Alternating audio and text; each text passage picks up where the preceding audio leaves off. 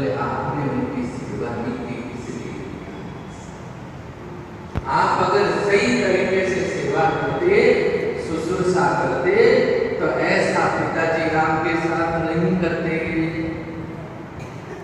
क्योंकि धन के लोभ से आपने सेवा की, आपने पिता मान के सेवा नहीं की। आपने किसकी सेवा की? पैसे की। पैसा आए और मान बढ़े तो समझ लेना ये पैसे का मान है, आपका नहीं।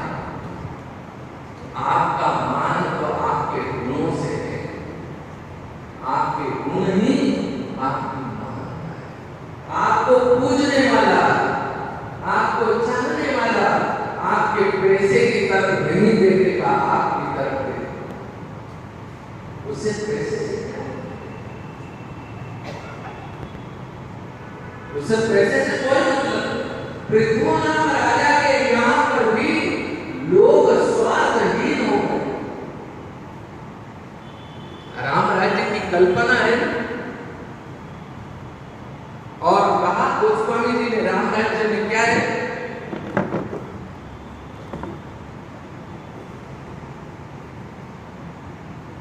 अकाल मृत्यु नहीं। और भगवान राम के राज्य में जैसा था उससे भी अत्यधिक कहा है। पर ऐसा राज्य पृथ्वीनाथ राजा की स्थिति, और उनके राज्य में इतना वैभव हुआ, ऋषि लोग पृथ्वी राजा के पास में आकर के उनकी स्तुति करते हैं और कहते हैं, हे महाराज, आप जैसे मनीषियों से ही धर्म का उत्थान होता है, आप जैसे राजा लोगों से ही धर्म की रक्षा होती है, आप जैसे राजाओं से ही यह पृथ्वी पल्लवित होती है। जब भरत जी वहां पहुंचते हैं, पल्लवित कैसे होती है देखना। हजारों हजार अयोध्यावासी वहां पहुंचते हैं और वहां पहुंच करके देखते क्या है, भगवान राम सोचते हैं कि इन सबके भोजन की व्यवस्था कैसे होगी। वृक्ष कितने दिन में पल्लवित होते हैं? बोलिए, वर्ष में एक बार फल देते हैं। आम देखो आप, वर्ष में एक बार। सेब देखो, वर्ष में एक बार। हमारे भी धान होता है, अभी बाजरी होती है, तो बाजरी भी वर्ष में एक बार होती है। गेहूं वर्ष में एक बार होता है, हर बार होता है। चावल एक ऐसा धान है जो बार बार होता है। बाकी सारे धान वर्ष में एक बार होते हैं। बाजरी को सर्दी में बो तो बाजरी उगेगी,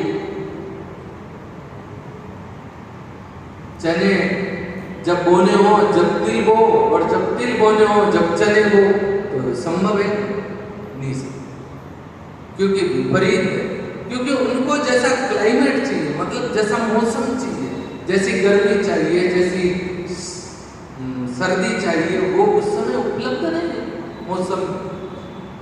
इसीलिए तो उस समय भगवान राम के वहां पर चिंतन करते ही फल, रोज फल देते, पल्लवित होते, इतने फल देते, इतने फल देते कि वो उस समय के वीर कोल के रात ये सोचते कि ये वृक्ष इतने फल क्यों देते,